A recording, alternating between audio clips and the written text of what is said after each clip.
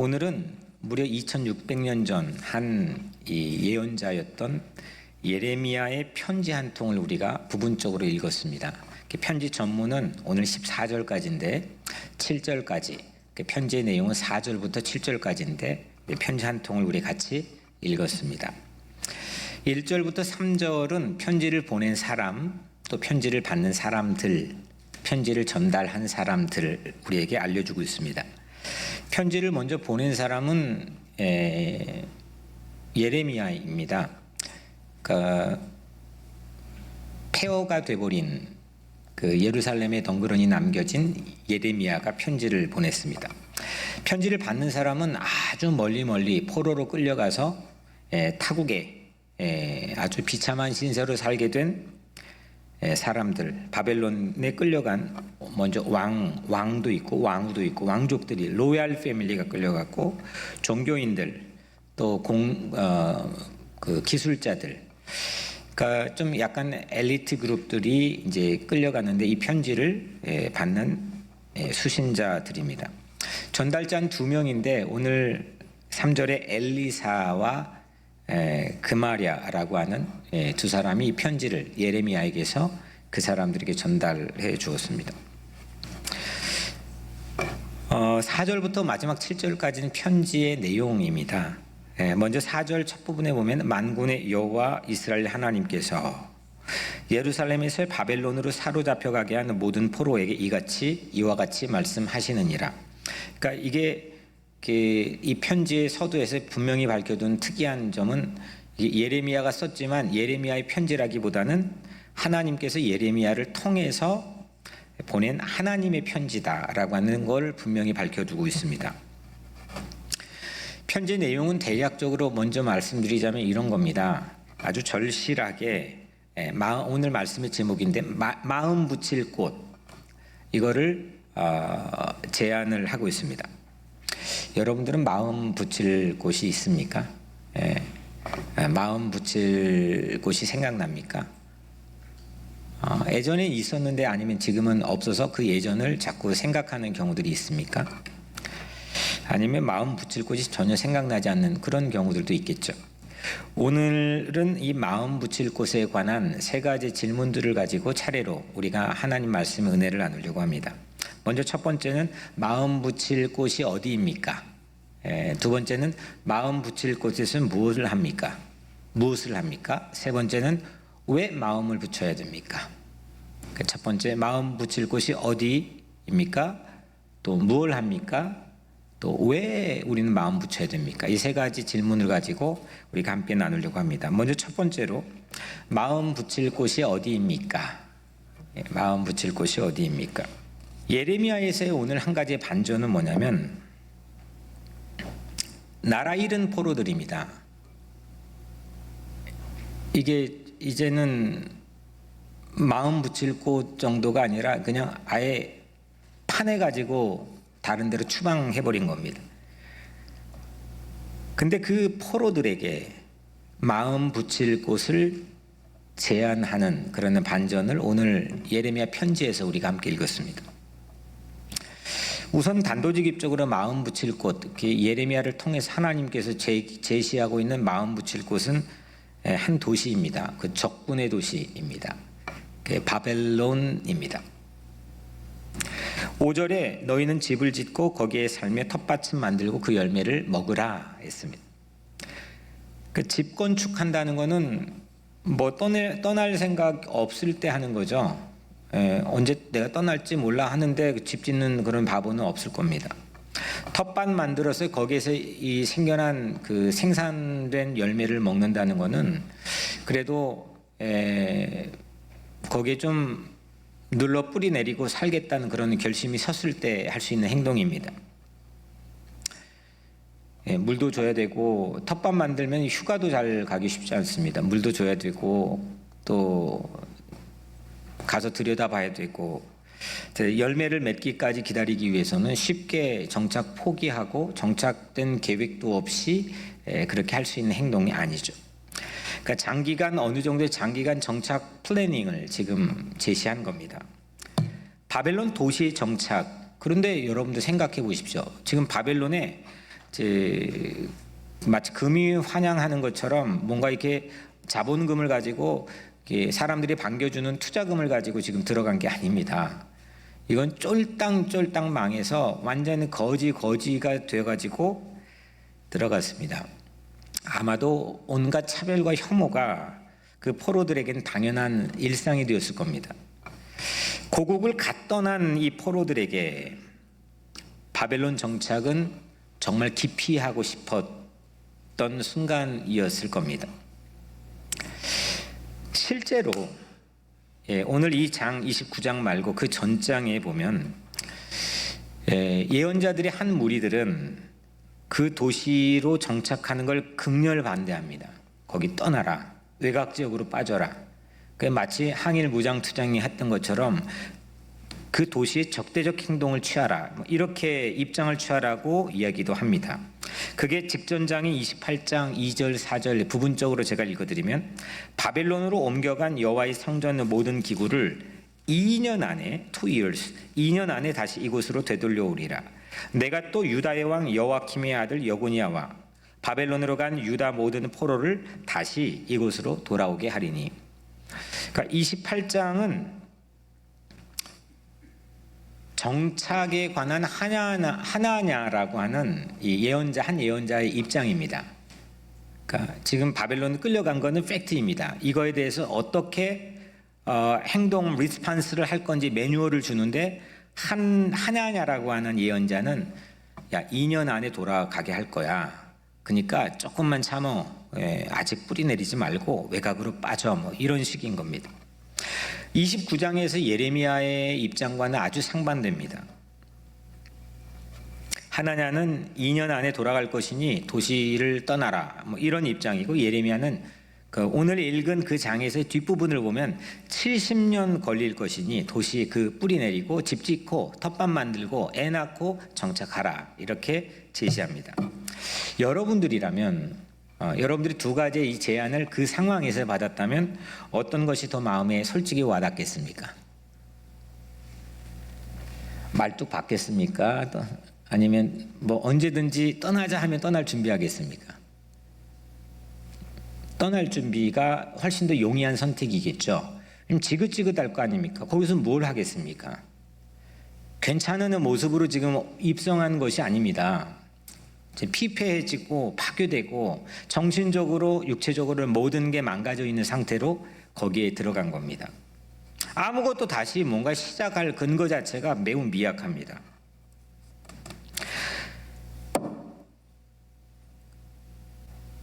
그런데 하나냐는 우선 결과적으로 우리는 거짓 예언자로 판명이 되고 결과를 가지고 있습니다. 이 예언서, 저도 이제 구약이 예언서 전공인데 그 예언서에서 가장 중요한 토픽 중에 박사 논문으로 가장 중요한 그 토픽 중에 가장 유행하는 토픽 중에 하나가 뭐냐면 거짓 예언자와 참 예언자를 구별하는 그런 띠입니다. 이 거짓 예언자입니다. 바벨론 도시는 마음 붙이기도 어렵고 또 마음 붙여본 적도 없고 그럴 이유도 없고 그럴 마음도 생기지 않는 상황인데 하나하나의 말이 훨씬 더 귀에 솔깃하게 들어오는 말입니다. 여러분들 떠날 것이라고 생각하면 정착이 쉽지 않습니다. 나는 언젠가는 갈 거야. 자꾸 그 마음만 있게 되면 뭔가 여기 새로운 시작도 물론 못할 뿐만 아니라 내가 하는 일에 대한 능률과 효율도 당연히 떨어지게 됩니다. 정착 안 되는 겁니다. 이 사람 정말 이 바벨론 같은 사람이 정말 지긋지긋한데 이 남편이랑 이 아내랑 계속 살아야 되나? 그렇게 생각하면 조그마한 약간의 어려움이 와도 이렇게 포기하기가 쉽습니다. 이 일을 계속 해야 되나? 정말 들여다보기가 지긋지긋한 이 일을 내가 정말 이거 해야 되나? 그러면 열심히 이렇게 올라왔다가도 어느 순간 이렇게 딱 하고 사그라지는 그런 경험들을 우리는 하게 됩니다. 왜냐하면 마음이 옮겨지기 때문입니다. 그런 마음 없는 사람 다 없겠죠. 사람을 보건 아니면 공간이건 아니면 그 우리가 하는 일이건 야 이거 진짜 계속해야 되나 막 이런 마음 없이 산 사람은 한 사람도 없겠죠. 근데 그거를 어떻게 방파제로 딱 하고 막아설 거냐, 이제 그게 우리의 삶에 매우 중요한 포인트가 되겠죠. 그래서 하냐냐가 훨씬 쉽습니다. 그가 제안한 옵션이 훨씬 더 용이합니다. 야 언젠간 떠날 때가 있으니까 뭐 이거 그냥 넘기면 되지. 뭐 이게 훨씬 더 나에겐 설득력이 있습니다. 그런데 오늘 예레미야는 집 짓고 덮밥 만들고 애 낳고 결혼하고 손주 보고 그 도시 말뚝박을 생각 가지고 그렇게 살아라 이렇게 제안합니다. 다시 말하면 현재 상황, 오늘 지금 네가 거기에 살기가 매우 척박하고 어려울지라도 거기에 도피하지 말라고 합니다. 기피하지 말라고 합니다. 정면 돌파하라고 합니다. 신앙인의 차이는 비록 마음 붙일 꽃이 아름답지 않고 정말 심란한 걸로 가득 차 있고 피하고 기피하고 싶은 걸로 가득 차 있을지라도 그 오늘 투데이를 지우려고 하지 않습니다. 그게 신앙인입니다. 바벨론 도시가 바로 그런 그 상징적인 의미를 우리에게 제공해 주고 있습니다. 우리의 마음 붙일 곳은 이런 의미에서는 투데이, 그리고 바로 여기 here. 늘 투데이가 지워진 채로 살아가는 삶이 아니라 어느 상황에서도 오늘 우리에게 주어져 있는 투데이 충실히 뿌리내리고 구체적으로 힘을 잃지 않고 동력을 잃지 않고 청사진을 가지고 밀어붙이고 정면 돌파할 수 있는 그런 정착에 대한 삶이 하나님께서 우리에게 신앙인으로서 기대하는 삶이라고 저는 생각합니다. 오늘 여러분들의 마음속에 이 팬데믹의 공간이 막 우리를 해체시키고 흐트려 놔버리는 그런 마음 붙일 곳이 점점 더 없어지게 만들어버리는 그런 삶에서 우리 각자의 삶에 그래도 내가 오늘 신앙인인데 내가 오늘 이 하루의 오늘의 삶, 투데이의 삶을 지우려 하지 않고 기피하지 않고 여기에서 뿌리내리고 그렇게 살 수 있는 그런 믿음이 오늘 여러분들의 삶에 있게 되기를 주의 이름으로 간절히 축복합니다. 이 예레미야의 편지의 더 멋있는 부분이 두 번째인데, 마음 붙일 곳에서 뭘 하라고 합니까? 오늘 하나님께서는 이 편지 레러에서 이 정착에 대한 설계를 주문합니다. 할 일을 제공합니다. 먼저 너희는 집을 짓고 거기에 살며, 영어 성경에는 build house and settle down, 그러니까 집을 건축하고 settle down, 정착해라 이겁니다.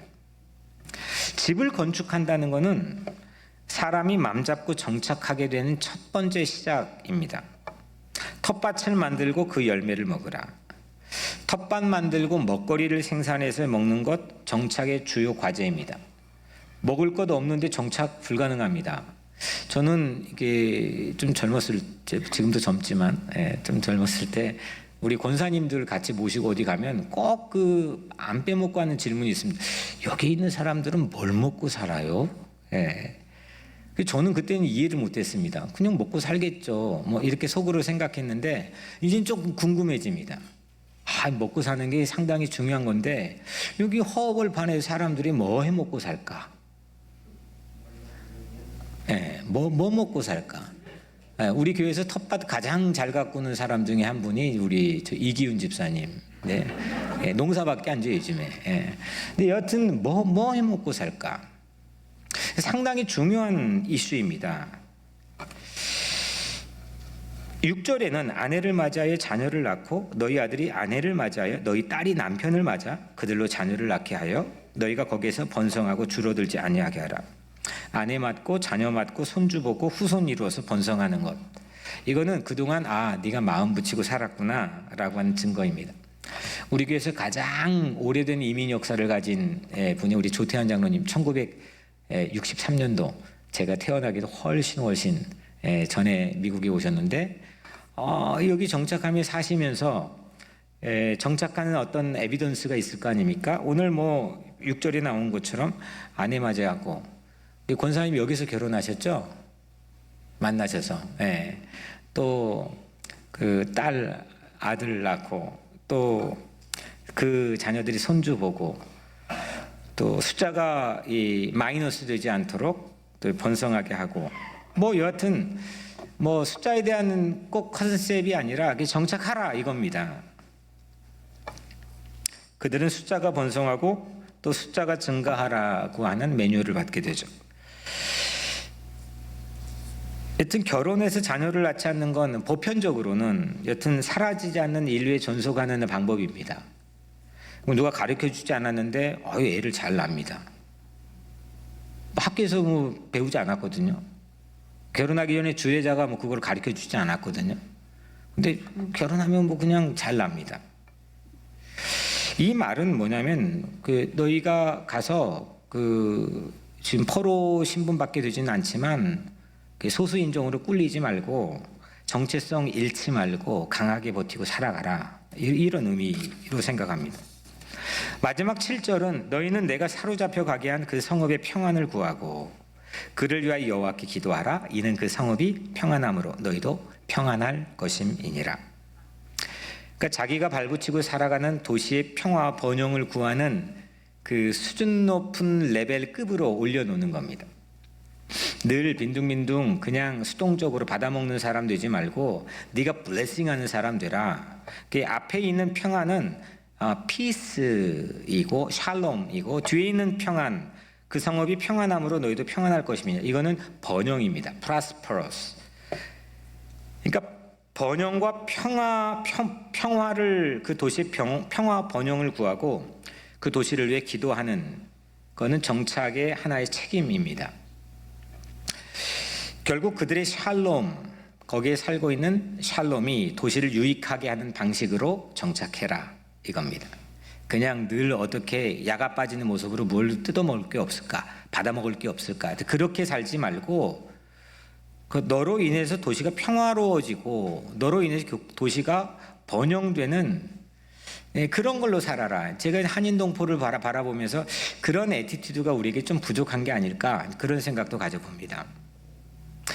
내 자식 잘 키울 수는 있고 또 내 사업 좀 성공시켜 볼 수는 있는데, 그렇게 동포사회에 기여하고 또 동포사회에 기여할 만한 그런 다음 세대를 기르는 것은 우리에게는 마인드가 상당히 부족합니다. 근데 성서가 우리에게 제공해주고 있는 것은 그와의 정반대의 모습이라는 거죠. 그래서 오늘 세 가지 할 일을 줍니다. 뭘 해야 되느냐? 정착하라, 번성하라, 기도하라. 이게 세 가지가 마음 붙이고 사는 곳에서 할 일들입니다. 근데 여러분들 마음이 붕 뜨고 그리고 막막한 상황에선 보통 대개는 성급한 나머지 엉뚱한 일을 하기 마련입니다.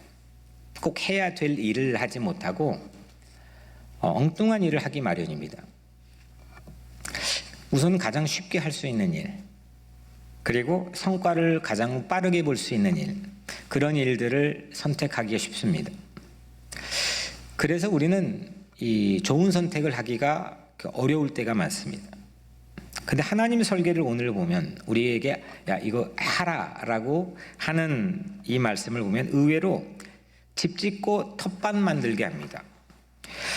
힘 있는 자들에게 이 결탁하는 게 얼마나 쉬운 방법이겠습니까? 지금 끌려갔는데 어디가 힘 있는 건가? 거기에 딱 봐가지고 거기에 빌붙어서 그걸로 자기한테 정치력을 신장시키는 방법이 얼마나 쉽겠습니까?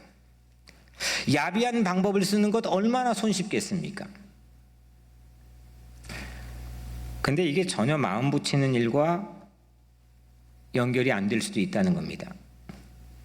하나님은 기초적인 베이직 일을 하게 합니다. 그게 얼마나 걸리건 그게 아무리 어렵던 그 일로 돌아가게 우리를 리셋하게 합니다. 집 짓고 텃밭 만들고 애 낳고 기도하는 것, 이건 다시 리셋의 기본입니다. 처음으로 돌아가게 하는 겁니다. 리셋이 없다면 우리는 선택의 옵션이 아주 기가 막히게 전문가가 나에게 주어져도 그걸 선택할 능력이 없는 겁니다. 뭘 선택해야 될지를 모릅니다. 하나냐? 아니면 예레미야? 뭐 하나냐 선택하죠. 우리가 대부분 그렇게 하고 있는지도 모릅니다. 그리고 나의 필링으로 선택합니다. 내가 기분 좋을 때 한 선택을 좋은 선택으로 생각합니다. 내가 기도했는데 오늘 기분 좋아. 예, 그러면 그때 선택이 괜찮은 거예요. 근데 내일 선택하니까 또 후회해요. 이렇게 오리무중한 상태에서 원칙도 베이직도 없이 그냥 뒤죽박죽으로 살아가면서 그 정착이 잘 되지 않습니다. 언제 떠나야 되나? 이 사람은 계속 살아야 되나? 이게 언제 떠나야 되나? 이게 원칙이 없습니다. 늘 뜨내기입니다. 한 번 떠나는 건 계속 뜨내기입니다. 우리 이민자에게, 제 이민 목회 20년 하면서 이민자들이 참 이민교회가 좀 좋습니다. 왜냐? 순발력이 기가 막힙니다.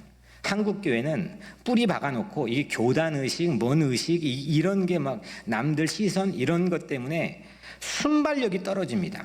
뭐 한 가지를 하려면 어렵습니다. 근데 우리 이민자들은 보따리 싸갖고 넘어온 사람들이기 때문에 언제든지 다시 보따리 싸고 순발력 있게 움직일 수가 있습니다. 이 근성이 있습니다. 저는 20년 목회하면서 이게 너무 좋습니다. 몸에 뱄습니다. 하면 하는 겁니다. 한국 교회는 뭐 남의 눈치도 봐야 되고 뭐 그냥 그 뿌리도 봐야 되고 뭐 여러 가지가 볼 게 많습니다.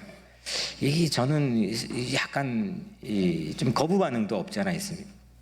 근데 우리에게 약점은 뭐냐? 한 번 보따리를 싸봤기 때문에 계속 보따리를 쌉니다. 그래서 계속 뜨내기입니다. 언제든지 떠날 태세를 준비를 갖추고 있는 자세로 살아갈 수도 있습니다. 매뉴얼이 없습니다. 베이직으로 돌아가는 리셋 버튼이 고장 나버렸습니다. 이게 우리에게 약점입니다. 뭐 싫으면 뭐 말지 뭐. 떠나면 되지 뭐. 포기하면 되지 뭐. 다시 시작.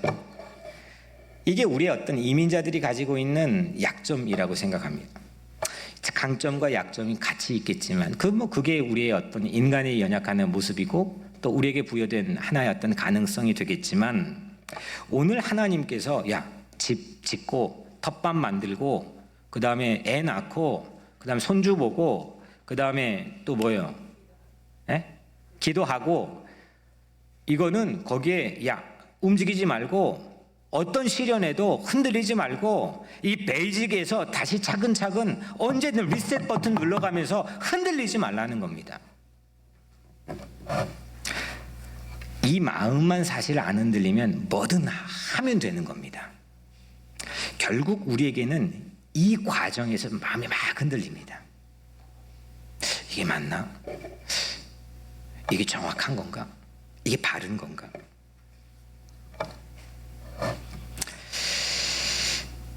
포로라고 하는 생활 자체가 공간을 바꿨죠. 공간의 가치, 의미를 바꿨겠죠. 그리고 그 공간에서 할 일들이 오늘 제시되었죠. 하나님에게서. 그 공간에서 새롭게 할 일들이 그들을 바꾸는 겁니다. 이 팬데믹이란 전염병 자체가 공간의 의미를 바꾸고 있죠. 우리는 이거 예언을 하려고 합니다. 이거 뭐 어떻게 바꿔지? 그럼 몰라도 됩니다. 그냥 그 공간에 바뀌어지는 의미에서 내 처음 가장 본연인 베이직 이거 포기하지 않고 이거 붙들고 지극히 상식적이고 하나님께서 우리에게 이미 제시해 준 이거 붙들고 쉽게 떠날 생각하지 않고 쉽게 포기할 생각하지 않고 붙들고 하면 나가면 되는 겁니다. 그 과정에서 내가 바뀌어지는 겁니다. 환경과 상황을 바꿀 수 있는 내가 되는 겁니다. 세 번째 연결된 건데 이거 왜 그 마음 붙여야 됩니까? 목사님 마음 안 붙이고 살아도 되는 거 아닙니까? 우리 이민자들에게 쉽게 나올 수 있는 그런 선택 옵션입니다. 꼭 마음 붙여야 됩니까? 그냥 흐르는 강물처럼 살면 되는 거죠. 뭐 충분히 그럴 수도 있습니다. 그렇게 살아가는 방법도 있습니다. 오늘 이스라엘 백성들이 바벨론 도시에 들어갔습니다. 그리고 거기에 정착하는 매뉴얼을 하나님이 편지를 통해 전달했습니다. 왜 그들은 거기에 마음 붙이고 살아야 됩니까? 변화입니다. 트랜스포밍. 바벨론 도시를 변화시키는 겁니다. 그러니까 이런 겁니다. 지금은 잘 납득되지 않아도 너희들 지금 여기 정착하라는 게 잘 납득 안 되지. 이 사람하고 결혼해야 된다는 게 납득 안 되지. 이 사람하고 계속 살아야 된다는 게 정말 어려운 거지. 이 일을 계속 해야 된다는 게 아리송한 거지. 그게 안 되더라도 하나님은 우리를 그곳에서 하나님을 향해 부르짖는 기도의 사람으로 빚어가시는 설계를 갖고 계신다는 거죠. 기도해, 들어줄게. 찾아봐, 내가 만나줄게. 두드려봐, 열어줄게. 결국 하나님과의 깊은 만남을 통해서 바벨론에 마음 붙이게 살게 하신다는 겁니다. 네 고국 땅에서 그렇게 너를 달래고 어르고 혼냈다가 뭐 그래도 너 말 안 들었잖아.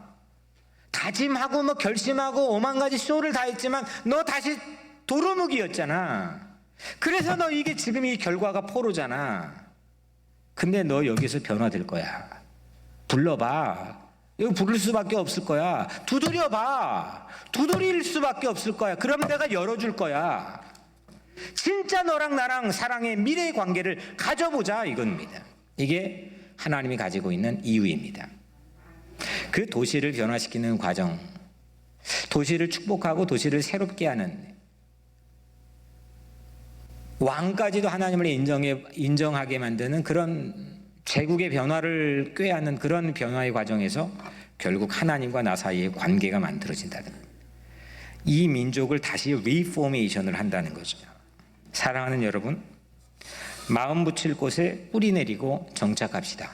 그게 바로 today, here, 오늘 여기입니다. 뜨내기 소수인종처럼 살지 맙시다. 그 데이터 가지고 사는 거는 세상이겠지만 세상은, 성경은 절대 우리에게 그 데이터를 우리에게 제시하지 않습니다. 노예일지라도, 아무리 박해할지라도, 흑이기기, 뭐 벽돌 굽기를, 뭐 노동력을 막 상승시켜서 인구 억제 정책을 이집트 정부가 펼쳤을, 그들의 인구는 끊임없이 증가했습니다. 마음의 문제입니다. 소수인종으로 살지 맙시다. 뜨내기로 살지 맙시다.